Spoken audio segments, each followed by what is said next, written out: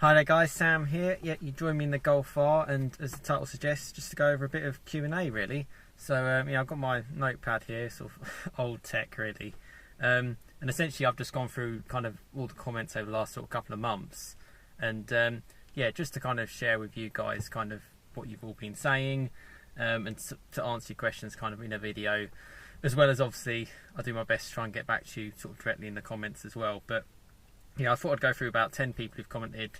Some asked a few more questions, so there'll be a few more than 10 questions here. Yeah, just a bit around the Golf R, and yeah, I'll kick it straight off. So apologies if I get any of the pronunciations of any names wrong, but I'll do my best. So the first one was from Cristophe Foret.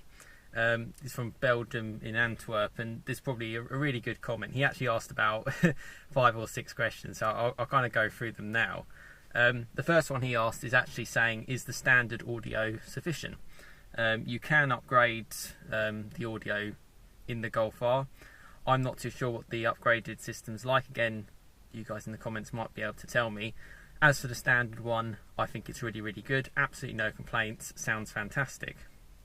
Another one, again, a question that I can't really personally answer directly. Will the sunroof help direct pops and bangs into the cabin? So I imagine it definitely will. It's not going to hurt when you sort of obviously open it and have it tilted. Deflects a bit more wind noise as well. Will it help? I'm sure it definitely will. And those of you who have a sunroof, you know, again, the Golf R is not the loudest of high patches out there, but I'm sure that would help. The next one from the same person, just mentioning actually I've got a Mark 7.5 mirror which I'll put up on the screen now, even though I'm in a Mark 7.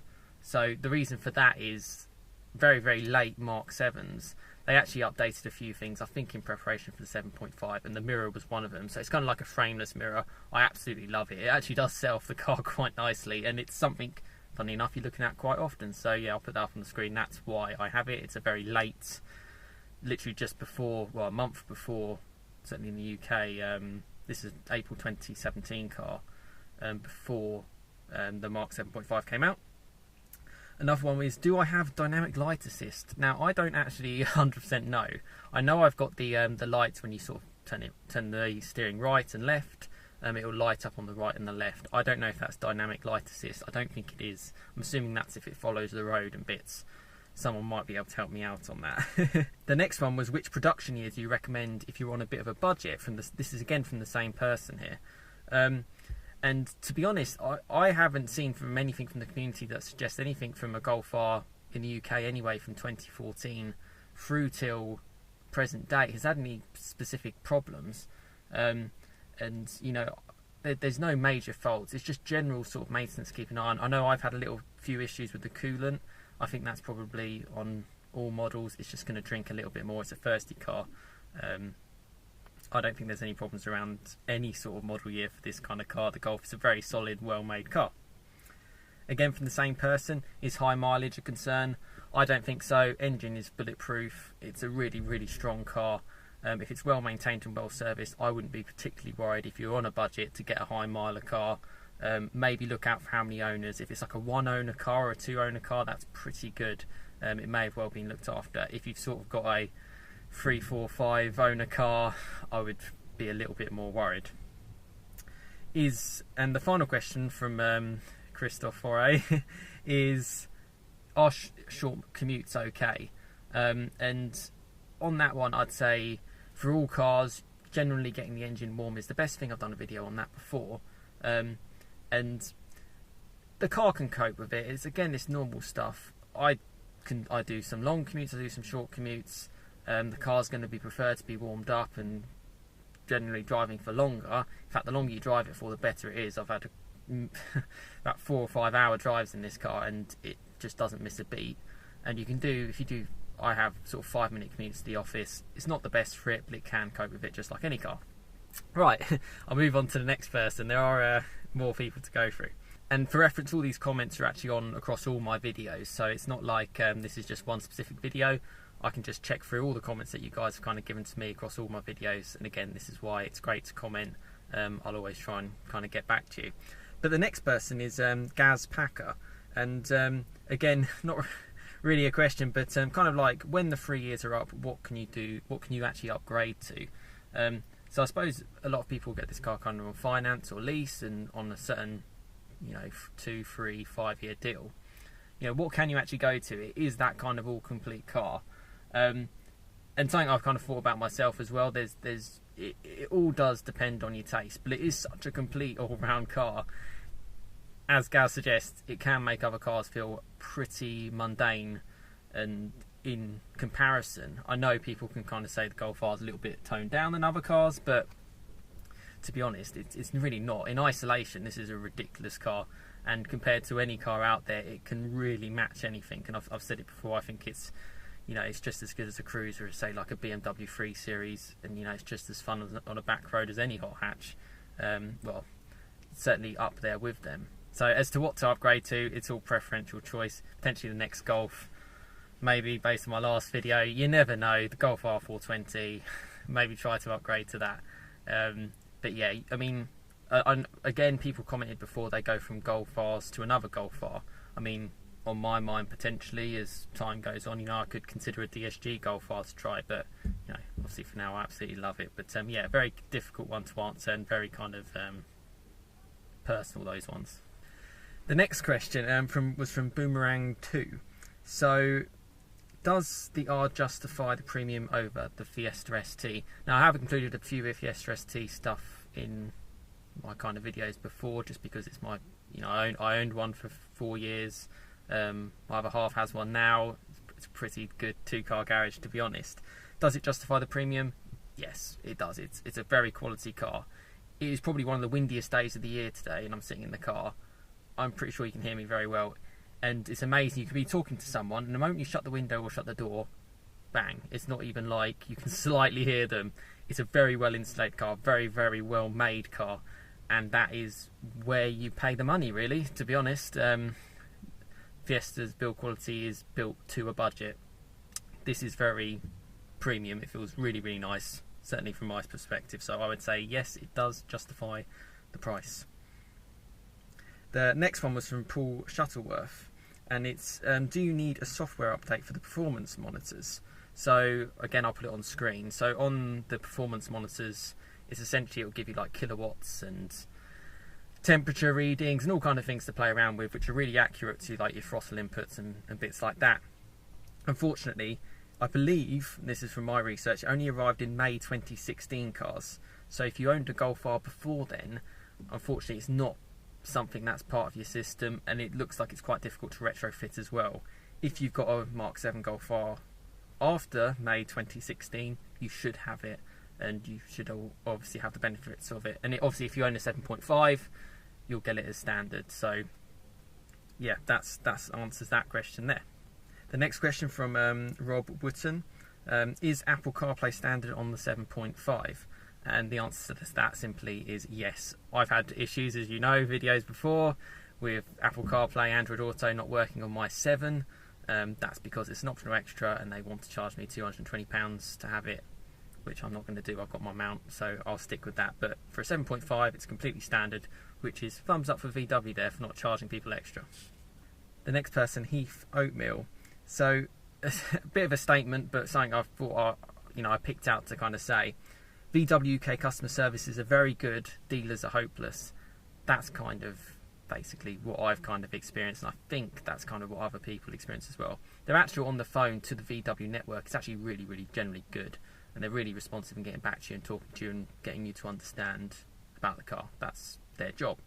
Specific dealers are only really interested in yourself. Funny enough, before, when I went directly to my local VW dealer, when I had the issues and I wanted to find out a bit more information, they said, oh yeah, they'd call me back. That was well over a month or two ago. Not that I've been thinking about it at all, to be honest, but it's pretty poor service. They didn't take a record of it.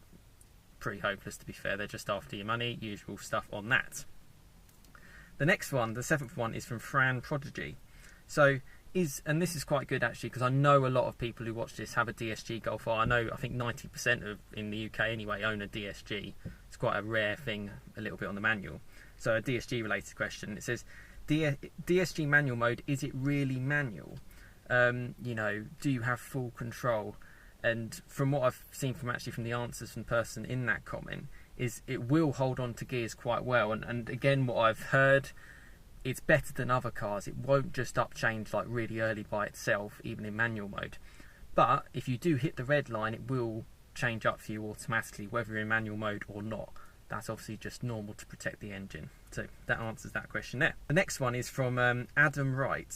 It's quite simple. It's just basically saying, your videos that you're creating make me want to buy one more. Essentially, I want to wait before they come down in price more around sort of the £27,000 mark, UK pounds. And I think that's a really good point, because there are Golf Rs out there. They can be had for a good deal. That's what I did with this car as well. And they can still be pretty fantastic cars. You know, if you can't quite stretch to a brand new asking price, you know, on the used market it is competitive and you can find a good deal. So, you know, certainly sometimes it is worth the wait. You know, I knew about this car since 2014. You know, I got it in 2017. So sometimes worth waiting a little bit. Choosing the right moment is the best thing, and you can still have an absolutely fantastic car, which obviously you guys enjoy and I enjoy as well. The next person, Russell Mcowen. So essentially I had a good chat with this person actually, and they were actually looking to buy a Golf R. They were looking to buy a used Golf R. It's Lapis Blue, manual, leather, around 10,000 miles on a 66 plate. And they were just asking for just general advice. You know, they were looking to buy it. What can they do around the dealer? And essentially, it is quite hard to negotiate, but the actual price that they got it for was actually really, really good. And they did end up buying it, which I'm really, really glad to see. And that's, again, it makes me smile really quite a lot, to be fair, that these kind of comments are kind of helping. And again, looking on the used market, you can get a really, really competitive deal. And I hope that person's enjoying the car massively, and hopefully tuning into some videos to find out any more stuff around the Golf R. The final question was actually one off Instagram from Matthew James Lawson.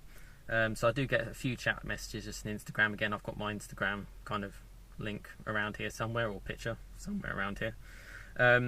And essentially a little bit around short range MPG. What do you actually get?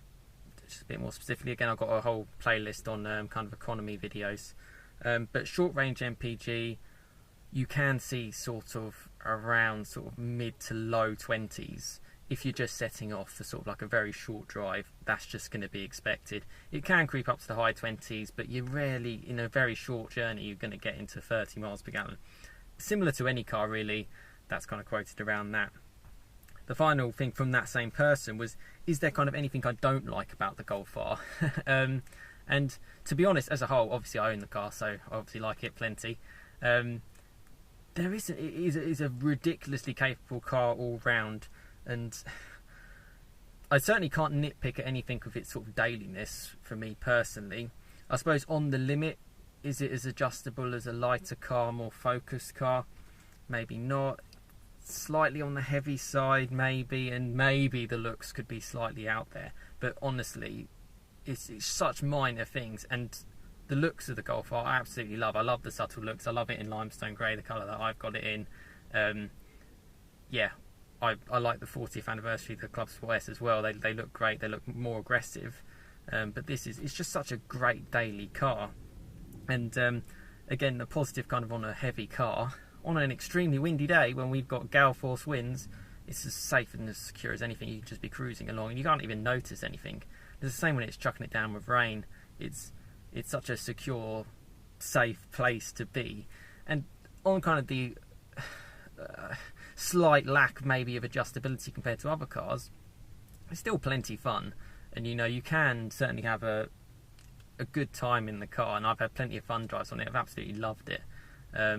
And you know, there's really, I can't think of anything really that I don't like. And obviously, if I didn't like the car, I wouldn't have bought it. So yeah, it's a fantastic all-round car, and I'm sure most of you guys agree on my channel. So yeah, that's kind of just 10 comments, or 10 of you guys who kind of commented on some of my videos. Again, I do check them regularly, and I really do think the community is what I'm trying to kind of build around the Golf R. And yeah, it's really great to see the channel's kind of, it's just having such a kind of positive impact on people around buying this kind of car. And yeah, just to kind of talk about things, you know, it's an expensive car as well. You know, you want to be safe, you want to be secure, and you want to have somewhere to kind of go as well. You know, if you have an issue, put it in it. That's the thing, you know, that's the great thing. You know, there's not, you know, on any of my videos, if you comment, I can do exactly the same again. I can do another kind of Q&A type session, and you know, we can kind of talk it through. It's as simple as that. We're kind of all in it together, which is what I like. And some of your comments have been really, really great. And I did start off with Cristophe Foret. Hopefully I pronounced your name right. Because your comment really, really made me smile, actually, just on the kind of questions you were asking. You're kind of saying you went through most of my videos and stuff like that, and that's just great to see. But yeah, there you go. So hopefully that's helped you guys. You know, I've answered those questions as well. What I'll do is I'll pop in the description just the people I've kind of gone through. Thanks very much for watching. Thanks massively for the support. And yeah, please like, share and subscribe for more content on my Golf R. But yeah, thanks very much for watching. Cheers, guys.